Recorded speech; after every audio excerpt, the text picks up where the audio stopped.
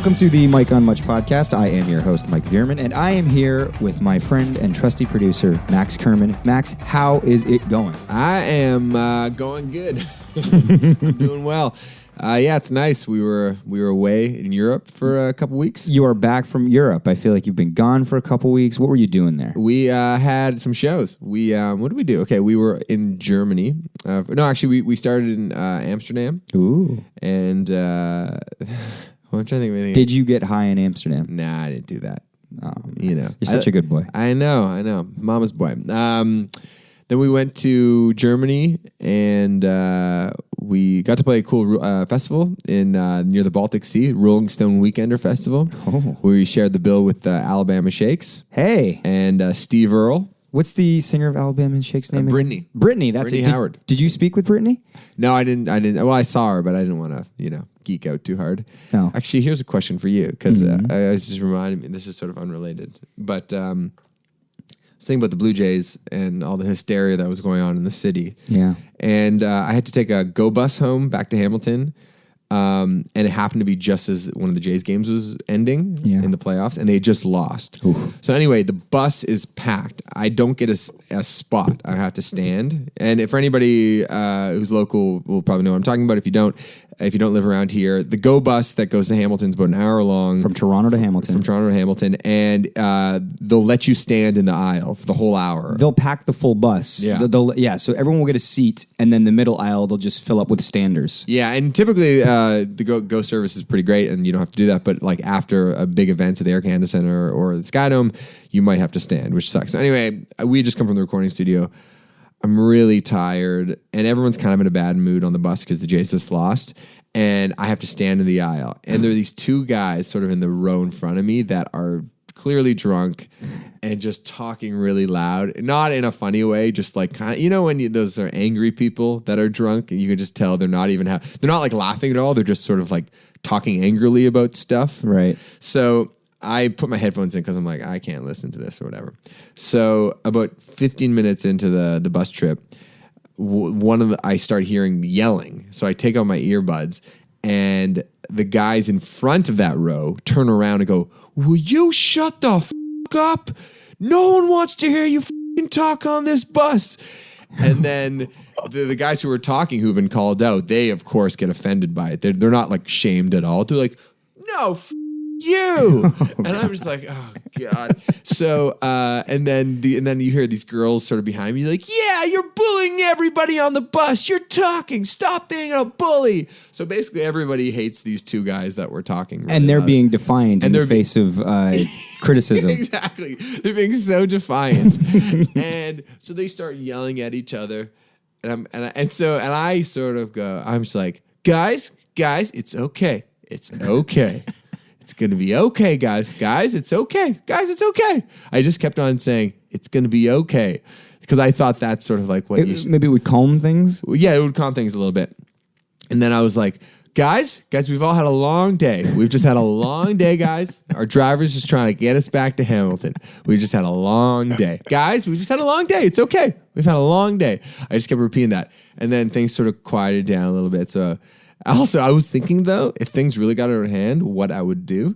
And if I broke up the fight, and then people were like, the lead singer of the Arkells just broke up a fight on the bus, what a hero I'd be. It'd be great.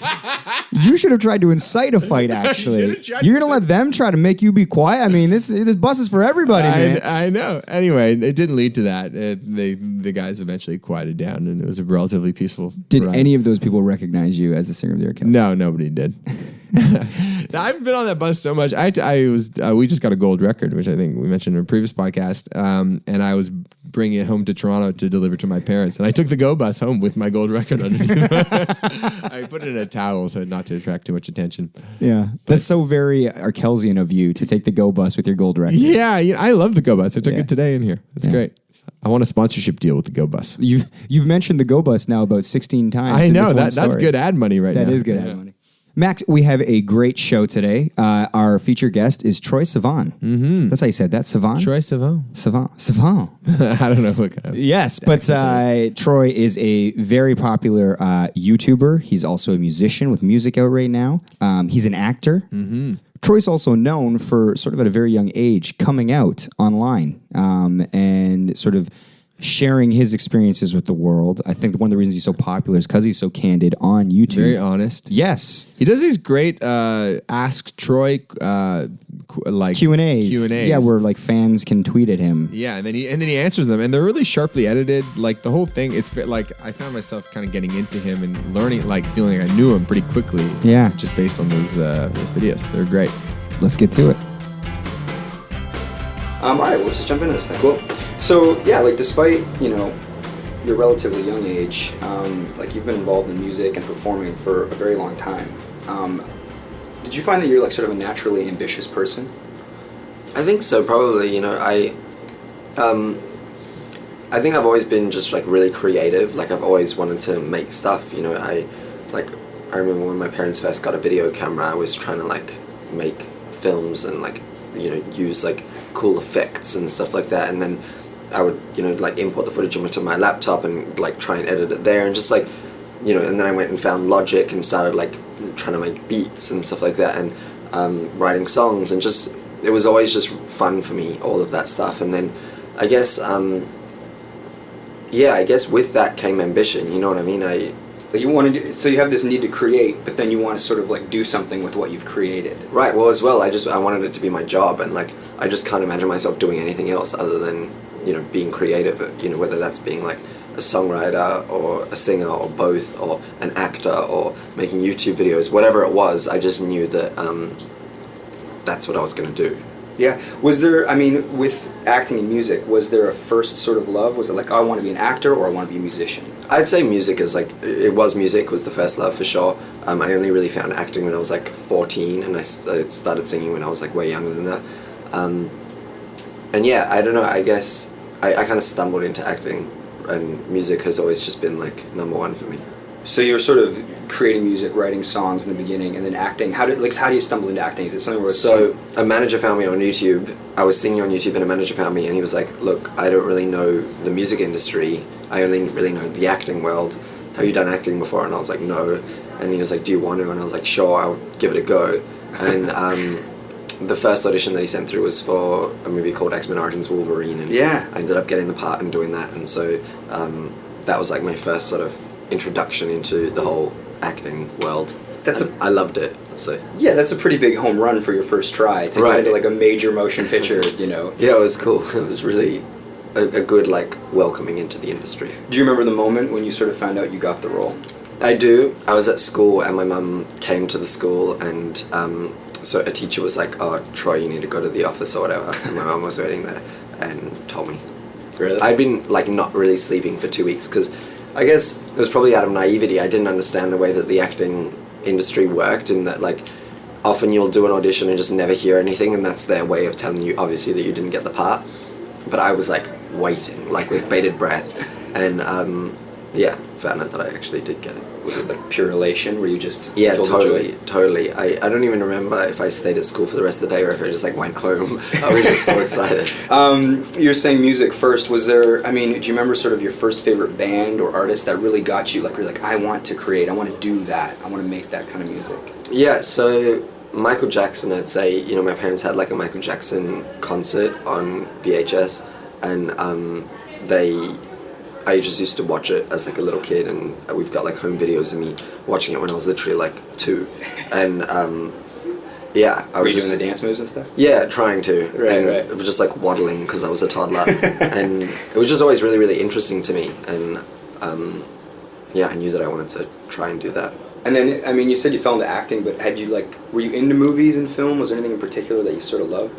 Not necessarily.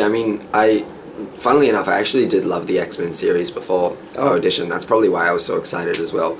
I was just like a normal 13-year-old kid. I loved superhero movies, and I don't know. I hadn't thought about acting really. The only time that I'd ever thought about acting was, I guess, musical theater. Mm-hmm. I did like Oliver on the stage, and so I was like, sometimes I guess to be able to sing, I'm gonna have to act as well. But I never thought of it, of doing it on its own. Mm-hmm. So you're creating from a young age. You sort of show this sort of inclination to make things. Do you remember the conversation you had with your parents where you're like, I want this to sort of be my career? And like, were they supportive like from the start? I don't think it was necessarily one conversation. I think it was just like, you know, my parents have always just said that it was really, really clear from the very beginning that this is what I wanted. And yeah, they've been really supportive the whole time, like just completely, you know, never for 1 second telling me that, you know, it doesn't work out for a lot of people. They never gave me that whole spiel. The of like, odds speech. Yeah. No, they never ever gave me that talk, and always just said that I could, you know, well, just like keep working hard and you can do it. And yeah, it got to the point where I think enough things started working out that even they probably got like a bit of a shock, and they were like, oh, okay, well, it's like actually happening now, so let's just like keep letting him do whatever he wants to do, and, you know, keep him on this path. And yeah, I'm so thankful that they did that, because, you know, had they even given me like the plan B speech, you know, whereas like when I was younger, I think I just would have had so much more doubt, and I don't know if I would have like pursued it as like vehemently as I have. Are they creative people? They love music. My whole family loves music and always has, but not necessarily like creative themselves. My mom was like in the industry. She was a model when she was younger, and ended up becoming an agent for a while in South Africa, and then became a stay-at-home mom when she had kids. So it sort of runs in the family, I guess, but yeah, not really. My dad's a real estate agent, so. Gotcha. So he's completely outside of the whole business. You were saying like once things started happening, and I mean your career's going amazingly. Thank you. Which is really exciting. Have there been parts of it that like have been you didn't anticipate accelerating so quick? Yeah, it feels like it's, you know, it feels like it was building really, really steadily for a while, and then all of a sudden it's like really, really ramped up recently. But at the same time, it's like my whole life, ever since I've started doing this, everything has felt like the biggest deal in the world to me at that particular time. You know, like I remember one of the first big things that happened to me was I won my school talent quest, and there's like only 200 kids in my school, so it wasn't that big of a deal. Talent quest? Yeah. Is that like a talent contest? I guess, yeah. Gotcha. Right. Yeah. And so I won the talent show or whatever. And that to me was like the pinnacle. That was it. You know, I had like done it. And so then, I guess then it was setting my sights on a different thing, and I started to travel for singing. And once I was traveling, that was like, again, that was it. And so, yeah, I guess it's just sort of been like every step of the way, it's just like amplify my ambitions and expectations, and then hopefully like reach that goal. On the other side, have there been parts of it that have sort of not gone as fast as you want? Like, has there been any disappointments? I mean, you've had so much success relatively early, but have there been things along the way where you've gone, oh shit, you know, I wish that had worked out a little more, or I want Definitely, this to happen? yeah. I mean, I think that I don't necessarily. Yeah, it's just more like the mindset is, rather than like it being I guess I do get disappointed sometimes, but then it's just about like, I guess, figuring out an alternate route. You know what I mean? Like, this makes it all sound really, really thought out, and it wasn't necessarily this thought out, but being from Perth, where there's not necessarily like much of a music industry or anything like that, it was like, okay, so how am I gonna do this?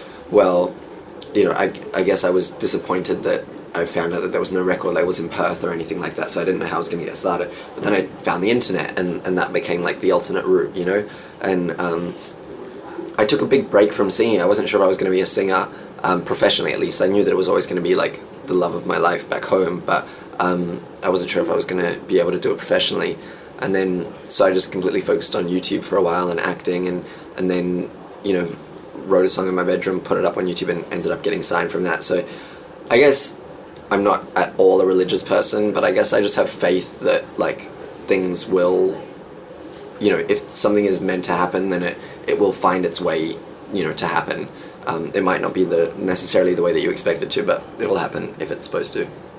So the draw for YouTube was sort of a way to get your stuff out there. Like, I mean, I guess, what was the initial draw outside of that? Was it I want to connect with people, or I just need to sort of express and be seen? Immediate, like at that very moment that I posted my first YouTube video, it was I was covering another YouTuber's song, and she had 1 million views on YouTube, and that was like the biggest deal in the world to me. And so I wanted her to see my video, and so I uploaded a video response to her video, and she saw it. And because she was featured on the front page, so did like 1,000 other people see it. And it was in 2007, and I remember thinking, well, at the talent show that I just did, there was only like 200 people there, and now I went to sleep and I woke up and I had 1,000 people watch my song. So this is working way better than doing talent shows. And so then I guess, yeah, it was like a fairly calculated like thing of like, okay, this is just working smarter instead of harder, you know what I mean? Once you saw the light, it was like, okay, I can just really work super hard and this is like, my outlet. Getting comments that weren't English, I was like, well, where's that person even from? They just watched me sing. Yeah. Like, it was cool. In the beginning, were you sort of, I mean, like everybody does, were you obsessed with the comments and people's reaction? And I mean, does that carry over now? I mean, you've been doing this a long time. Not as much, you know, I think you can definitely get like sucked into it, and especially with like, I don't know, you can get sucked into like just watching view counts and dislikes and likes and comments and stuff, but yeah, I don't know, I'll upload a video and like check at the end of the day, and then maybe the next like 2 days I'll look at the video and just see it's doing well or it's not doing that well, or you know, the comments are really, really positive, or there's like a couple of people that are saying this and this, and then after that I pretty much don't check it anymore. Sure. Yeah. I've heard, you know, they say that, you know, when people read comments on their own sort of work, you can have like 10 positive comments and then 1 negative comment, and it's almost like those 10 get wiped out by the negative. Do you sort of, how do you balance that, or does that even, are you like, you know what, that's 1 negative, I focus on the positive? Or does the negative one sort of like mar those other 10? Well, for me it was always really, really easy to look past it, and I don't know why. I think maybe it was because there was so much positive stuff, or I now in hindsight think that maybe I just didn't care enough about what I was putting out. Whereas now when I put out stuff that I'm really, really invested in and very, very, very proud of, but of course I have my insecurities about what I'm putting out. If somebody finds one of those insecurities and comments on it, and it's something that I care about so deeply, then it's like, it hurts a lot more than, you know, faggot or whatever. Blanket criticism. Right. Yeah. I mean, between talking openly about your sexuality, you know, safe sex, etc., like, you strike me as someone, you know, with inherent sort of leadership qualities, you know, like your ability to speak to people and sort of speak on certain topics. Thank you. Yeah, I mean, it's pretty remarkable. Have you always been outgoing and comfortable with yourself? I'd say I've always been fairly comfortable with myself, but like at school I was never like the leader or whatever. Like I mean I didn't like sport, so I think that was like a serious disadvantage for me at school. Yeah, I don't know, I was never like one of the boys. I had like 2 friends, like 2 really good friends, and then started hanging out with a group of girls when I got to high school, and that was like not necessarily the cool thing to do. Right. So yeah, I don't know, I don't think I ever really thought about it that much. To be honest, the internet for me, I never expected anyone in my real life to ever see what I was doing online, because like my friends, they have Instagram but they don't have Twitter, or like they'll have I don't know, none of them have YouTube accounts or anything like that, so it was always like a safe place for me where I could just upload and no one would ever see it. And yeah, so I would just kind of start there, and then I guess that's where I ultimately have like found my voice and maybe my confidence, was by talking to other people that weren't people from my school. Right. I mean, was there a particular moment where you realized that like sort of your voice and your words, you know, have had like such sort of like an important impact on your fans? Like, was there anything in particular? I'd say when I posted my coming out video, that was like the moment where I realized that having a platform meant I could do so much, you know, to help other people, just because I turned to the internet when I was like, you know, coming to terms with my own sexuality, and those coming out videos on YouTube gave me so much strength that I just don't think I would have found otherwise. And so when I posted my video and saw people, you know, getting that same kind of strength from my video, I think that's probably when I realized how impactful it could all be. Were you hesitant to come out in such a public way? I mean, the only thing that had ever, at that particular time, no, because, you know, when I posted the video, I was already comfortable, I think, with everything, and it also kind of, like, weighed up the, you know, okay, so sure, maybe my record label won't want to sign me anymore, let's say, or maybe I'll lose a bunch of fans, or whatever, and all of those things were so outweighed. As much as I love music and as much as I care about music, you know, I knew that I would be able to find another way to make music, or I knew that I would find fans who did accept me, you know, so all of those things were so far outweighed by just like being able to live happily and freely and openly. So yeah, that hesitance was kind of like thrown to the wayside or whatever, because I just wanted to be happy. Yeah. Are there other performers that sort of, or YouTubers or anyone that, you know, shape the way that you speak to your fans or your audience? Do you go, oh, I like the way, you know, that person's doing it, or I like the way that he's talking to his fans, or she's sort of being in the press? Is there anyone sort of in music or otherwise that you go, oh yeah, that's something I'd like to emulate? I used to really like, I like a lot of like British singers for that reason. I think that they're really open and just kind of like really frank about everything. Like I love watching like Amy Winehouse interviews or Adele interviews or Lily Allen interviews. You know, just I think there's like kind of, they're not necessarily as polished as other stars are, like publicly, and that's something that I think I really appreciate. But I don't know, I think that my like the way that I talk to my audience is so heavily informed by my audience. Like I see what they respond to, and I see, you know, I'm such an active part of the conversation that like all I'm doing is really like responding back, you know, so it feels just natural to do it the way that I'm doing it. So the conversation will go wherever they sort of take it, and exactly, yeah. Right. For this record that's coming out, you've got a number of collaborations, and on the EP, you've actually worked with the Toronto artist Ali X on the song "Bite."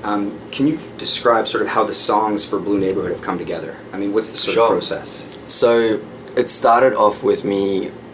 Well, I got signed, and then I didn't know where to start writing-wise, so my record label started putting me into writing sessions with other artists or other songwriters. Were you hesitant about that? Because some artists can be really sort of like oh, I don't really want to go into co-writes. Well, yeah, I just was so like probably naive about the whole process that I was just like, sure, I'll try anything. Happy to be here. And I really didn't like my first co-write. It's just stressful sometimes. And like I'd say out of 10 random co-writes, maybe one will, like, you'll get something that you'll be really, really proud of, and you'll feel like you really connected with the person and everything. And so for my first EP, it was a lot of those random sessions, and then doing just like a shit ton of them until I felt like I had 4 songs that I was happy with. And then approaching this, the writing for Wild and ultimately Blue Neighborhood, it was like about, I had found people that I really, really liked, one of them being Ali, and this other girl, Alex Hope, and this guy, Leland, and so I started just writing with the same people over and over again. And after sifting through all these other co-writes, you're like, you've narrowed it down. I like collaborating with these right people. And I do the random session every now and then where I'll go in and meet someone, but now I'm just like spoiled with these people that I think are insanely talented, and we just get each other, and it's like, don't have to start from scratch, you know. It's so awkward to introduce yourself to someone, and you have to like sum up the kind of music that you want to make in like 10 minutes, and you have to tell them your deepest, darkest secrets so that you can write an honest, open song about something, you know. So the whole concept is like really weird, whereas these people I've now been writing with and know, and they're some of my best friends outside of the writing room, and they know me, like, you know, and they know, we also understand the complexities of the music. Like, we can write a song that's really, really poppy for me, but it's still for me, you know. They're like, oh wow, Troye, this is a really like poppy side of you, but it still sounds ultimately like me, because they understand who I am as an artist, and I think I understand who I am as an artist finally. And so yeah, having that connection with people is like, you can't compare it to a random session. Right, well, I guess some of the appeal about doing creative work or writing music is that you're excited to do it. It's not even work, but I guess when you're going to a situation in like a co-write, there's probably stress, it's probably like not exciting to get down to it. Yeah. And then once you have this sort of group of people that you want to work with, it's like, let's start. Right, exactly. Yeah, also I think you typically know if a co-write is going to work or not work within like the first hour, and then I'm too polite to like leave. So I have spent a lot of time just like sitting in the studio being like, yeah, that's sick, and just like letting people do their thing. Right. Yeah. Was there anything you were listening to sort of while making this, like certain influences, things that you really sort of pushed the way you wanted this record to sound? I think ultimately like 3 of my all-time favorite albums are fairly like modern albums actually, like Dark Twisted Fantasy by Kanye, Channel Orange by Frank Ocean, and Pure Heroin by Lorde. Those are albums to me that I can listen to like hundreds of times and hear something new every time, even if it's just like in the mix something is like panned and I'm like, oh shit, I'm listening on headphones and I didn't know that was there before, you know. It's like, or lyrically or whatever, you know, they felt like art pieces to me, rather than just like, here's 12 separate songs that I worked on and then, you know, once I had 12 I grouped them together and here's that particular group of songs. You know, it felt really like thought out and deliberate to me, and that was definitely a goal that I wanted to kind of strive for. To like have noticeable cohesion, like. Yeah, not even necessarily like, you know, I thought about maybe doing like interludes and stuff like that, Sure. like to literally actually tie the songs together. But I think that, you know, the cohesion for me in Blue Neighborhood is, I think it's the writing. You know, it's all, obviously I wrote on every single song, and so it all comes from me, and ultimately then I think the cohesion comes from, these are all songs from the perspective of like a 20-year-old kid who's gay and, you know, going through this like crazy professional life, but also has this really, really normal home life and blah, blah, blah, blah, blah. And that's obviously throughout the entire record. So I think that people can listen to the whole record, and while maybe song X sounds slightly different to song Y, they can still hear that, hopefully they can still hear that there's like honesty and it's really, really real, and both are just kind of, you know, different sides of maybe my personality and different sides of the sound, but ultimately it's still coming from the same place and the same voice. It's all authentic. Yeah. Lastly, you know, because in your music, you know, on your YouTube channel, you are sort of so generous about sharing, you know, what you're thinking, personal life. Is there anything that you won't talk about? Definitely, yeah. I think the one thing that I have learnt over the, like, I've been online for like almost half my life, and yeah, I think I've learnt now, and I'm still learning, but just, you know, one of the coolest things about online is that it's ultimately me who's sharing, you know what I mean? So You dictate what. Yeah, exactly. And so I think it's just about keeping that in check and just thinking, why do I want to share this? Do I really want to share this? And just like having that little monologue with myself, and, you know, yeah, there's, you know, just like family, and when I'm at home I tend to not post as much on social media, and you know, don't take out your phone at dinner time, don't like, just like normal human things that today I don't have service in Canada because it's going to cost me $1 million, and so I'm just like, sure, I'm having a mild panic attack all the time, but at the same time I'm like, this is probably not a bad thing that I'm off the internet for the day. All right, you just listened to Troye. Shane, you were actually producing the Troye one. You were in the room with me and Troye. Oh, yeah, that guy had perfect skin, yes. Perfect skin, huh? I realized that's the key to being an actor. Oh, really? Mm-hmm. Interesting. Like, you can be attractive, but you can't have oily skin and, like, rough skin and be an actor at the same time. Okay, so here's the deal, guys. I've talked about this. The three of us got together before Max left for Europe. Which was like 2 months ago. 2 months ago. Yeah. And we recorded a review of It Follows for Halloween. That actually tells you how long ago it is if you're listening to these chronologically. We recorded a review of It Follows. It was a good time. We talked about it. You guys leave. Now you remember. I heard that noise Max just made. Yeah. So Max got out of here. Shane got out of here. I went back to my computer and I realized none of the audio data was there. It had crashed. I'd lost everything. I'm a fool. I'm no sort of engineer, clearly. But we said we'd do it again. So last week, what did we talk about? Last week we talked about the rap battle thing. That's what happened. I was supposed to review The Thing. John Carpenter's The Thing. Did you want to? I brought a little notebook again. Did you want to update on the rap battle? What happened there at all? Actually, yes. For our listeners, for context, if you listen to our last episode with Chris Hadfield, at the end, Shane came on. He was supposed to review The Thing. He just ended up talking about how he was at a house party and got in a massive rap battle with a dude called The Nut, who gets drunk and insane. Shane won that rap battle, according to Shane. So the Nut heard the pod. Obviously, he's a big Mike on Much podcast fan. In our Facebook message group that we have, which probably has about 20 of our friends, I'd say at this point.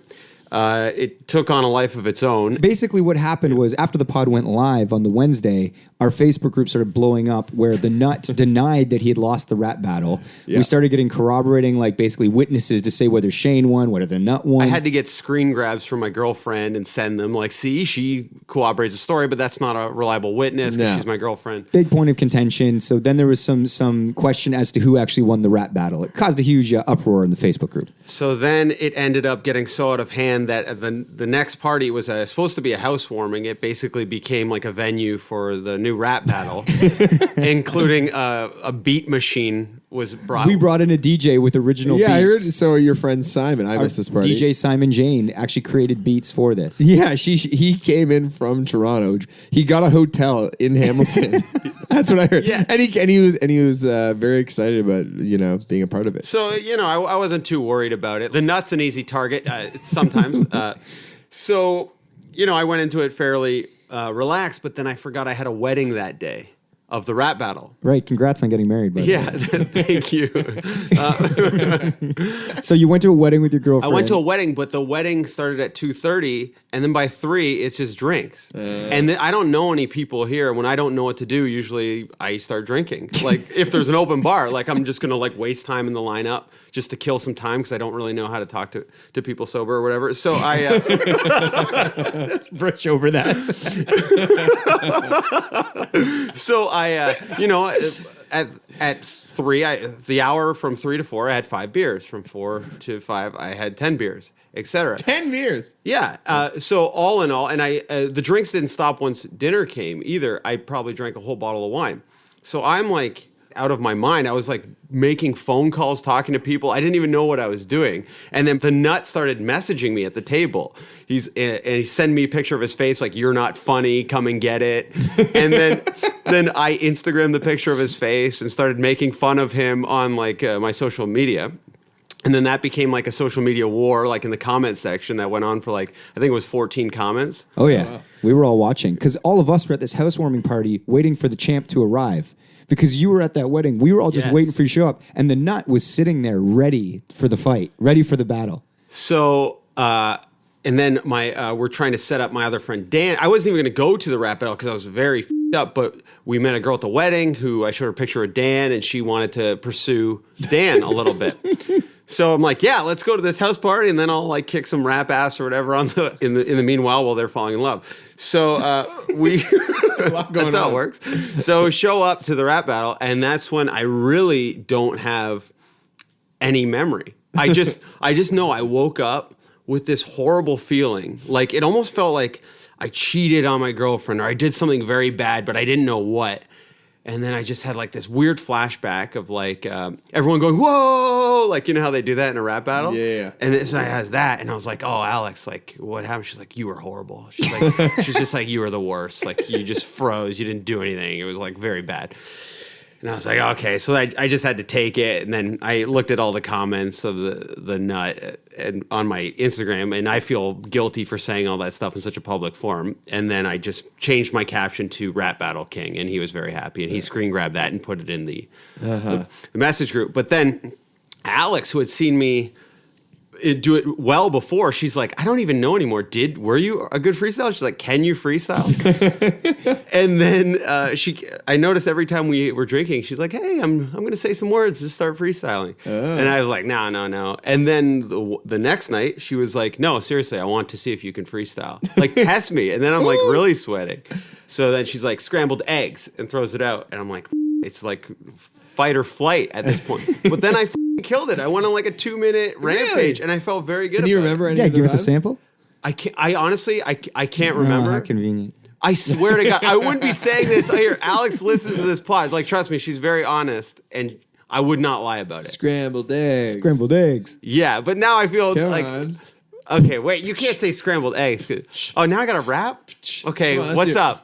Well, give Mikey, give him one. Yeah. All right. Give him a word. Bagels.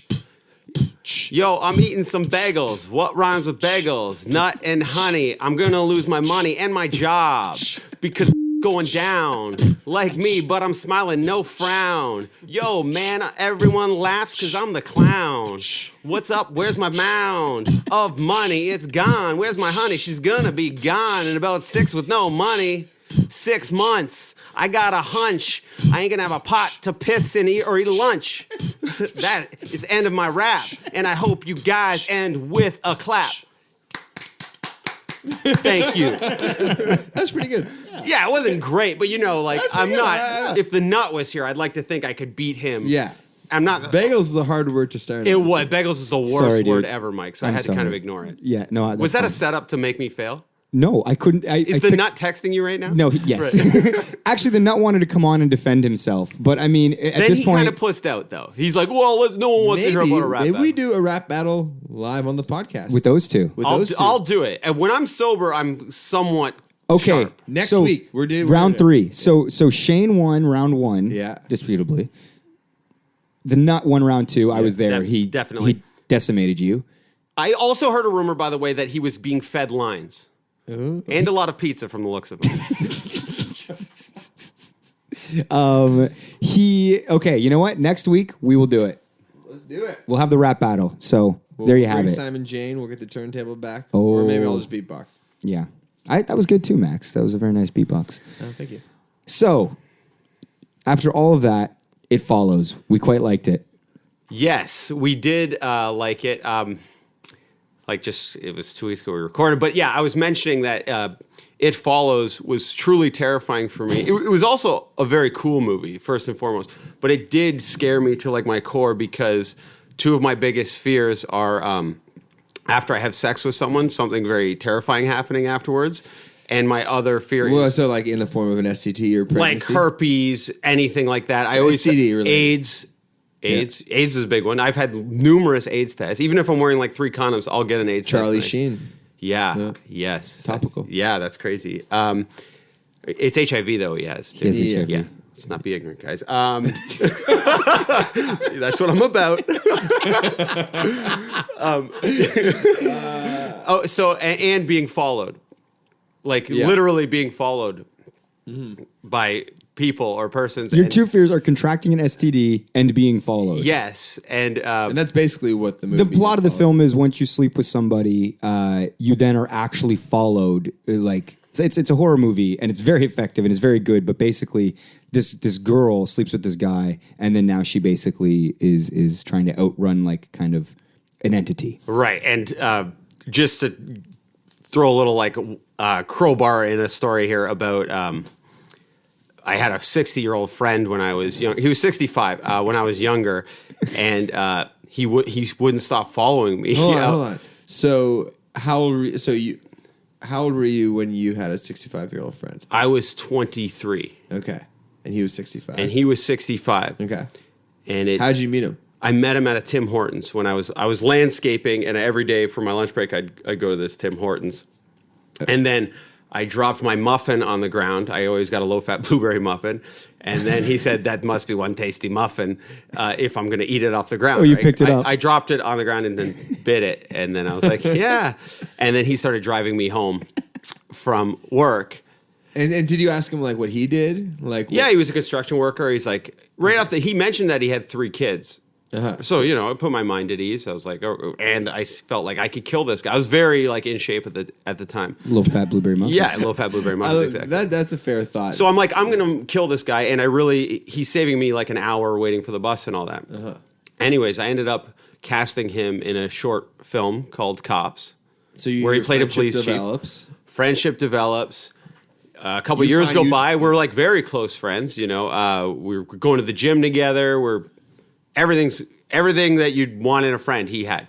So, anyways, I end up winning this MTV contest called S Trip. And I get to go to 30 countries in 3 months and be basically like a tour guide, like a VJ, for a traveling tour guide for around the world. It was supposed to culminate with me doing a show on MTV Live in Hawaii.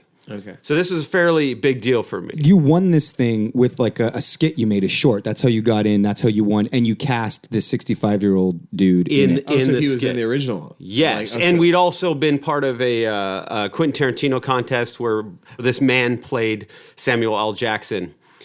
He dressed up as him in Pulp Fiction, and we got to meet Quentin Tarantino and all that stuff too. Really? So MTV knew of this man also. So, anyways, the guy, the older guy, goes, "I'm going to come with you on all the destinations." Like he felt like maybe he had a part in it because he was in the video. And he's your friend. And I'm like, "They're not going to pay for it." He's like, "I'll pay for it myself." And I'm like, "Oh." Like I'm terrified. He's going to follow me everywhere. It's going to be embarrassing. I'm not going to be able to do my own thing. So I just avoid him. I avoid him. I message MTV. I'm like, hey, this makes me uncomfortable. Like, can you do anything to stop him coming with me? He starts following me everywhere. Starts showing up on my work, showing up at my house, but I'm just avoiding him. So then I concoct a plan with my girlfriend at the time to move to Mexico for 2 months to lay low while the heat dies down, and then I'll come back and he'll have forgotten about me. He'll be like, that guy, it's over. So you were ducking this guy so hard, and instead of just having the conversation with him, you were just going to move to Mexico. There was no dealing with him. Honestly, it got crazy, like a little bit obsessive. It made me uncomfortable. Everyone was calling me gay. Not that anything's wrong with that, but it got a little extreme. There was rumors going around that people at the time thought that you and this older man had been in a relationship. Yeah, and I didn't care because ultimately it was the friendship was worth it. Anyways, one day I get a message on my phone. It says, "I have a package. I'm going to drop this package off at your father's if you do not contact me within 24 hours." This message is from the 65-year-old. He just leaves a phone message. Yeah. And my dad, my parents are divorced, and my dad is like, you don't f- around, you don't leave packages in his place. I'm like, I could handle anything with my mom, but my dad sees something embarrassing about me, I'm going to be humiliated. So I call him immediately. I'm like, hey, about leaving messages, and texting him relentlessly every hour on the hour. Nothing happens. Next message, next day, the package has been delivered. I'm like, what the f-? I'm like, I call him. I'm like, what the f- do you mean the package has been delivered? I've been messaging you nonstop. He goes, oh shit. He's like, I left my phone on airplane mode. And he was older. He didn't know how to work his phone properly. So I call. Do you believe that?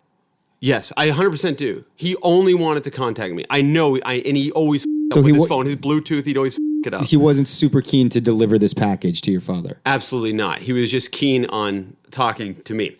So I call my dad. My stepmom answers. I go, hey, did you get a package? She's like, yes, we did. I go, please don't open it. She goes, oh, no, we won't. I can tell she's opened it just by the tone of her voice. I get the package. It's clearly been tampered with and tried to be resealed and all that shit. So I'm like, okay, let's see what's in the package. It's this huge letter that I have unprotected sex. A letter from to my parents. Like, hey, a letter from the 65-year-old man. Yes, it's like we will bleep his name. Yes, if he's still with us, right? He's still alive. Yeah, go on. And then it says, he has unprotected sex constantly, and he's contracted herpes and genital warts. He also takes advantage of me financially and makes me pay for things. And here's all the receipts from, at this point it was like 4 years worth of, we'd go to Tim Hortons often, right? So, he'd be like, it's a lot of low-fat blueberry muffins. He's like, hey, you want a muffin? You want to get a soup? I'm like, okay. And at that age, I didn't know this, but I always thought older people always pay. Mm-hmm. And that's probably not being a good friend on my part. But he seemed older. He had a good job, all this. So I'm like, okay, if he's paying for a $3 soup and here and there or whatever, he's not going to hoard the receipts forever and then charge me later, probably. I was wrong about that. And then, so anyways, it's over $1,000 worth of receipts. And it was a ton of money. And then I ended up going to the bank, taking out almost every cent I owned at the time, making it a money order, and it cost $30 to make it a money order. Threw it in the old man's car, and I said, don't talk to me anymore. So and that was you paying him off. Yeah, basically. and then he wouldn't leave my driveway, and then my mom's like, he's got to get the out of here. I'm like, get out of here, and he wouldn't leave. And then I jump kicked his mirror off his car. He's like, oh shit, but it was attached to like some electronics, so he just drove away with the mirror or the dangling off his car. Wow. Yeah, and he said, "F*** and then that was it. Yeah. Was that the last time you ever saw him? No, we ended up shooting a documentary together. Actually, you rekindled. Yeah, we did. Yeah, we ended up doing it was kind of water on the bridge. Once I moved to Toronto, it was a good separation where he didn't know where I lived and stuff. But for you, It Follows was traumatizing. Well, it had all the elements. I was being followed. It talked about like after I had sex, I got an STD. He said, which is not true, by the way. I don't have. Oh yes, we should probably clear that part up. I had some genital warts, but they were burned off and they haven't grown back. Just kidding. Always with the genital wart jokes. That's it, and that is all. That is our episode. One thing I want to say is for all of these episodes, someone's been helping us with all the guests. Alana Dyer, who's been fantastic. Amazing. Yeah. So we just want to give her a shout out for all the great work she's been doing for the podcast. Very supportive, lots of great ideas. She's been amazing to work with. Indeed. As always, the artwork for the Mike How Much podcast is done by Jenna Gregory. You can find her stuff at jennasdoodles.com. I also want to say subscribe to the podcast. Tell your friends about the podcast. Post the YouTube clips on your Facebook and say, listen to this podcast to all your friends. The more the merrier, as far as we're concerned. The Mike How Much podcast is produced by Max Kerman, and I am your host, Mike Veerman. See you next week if we don't die on the weekend.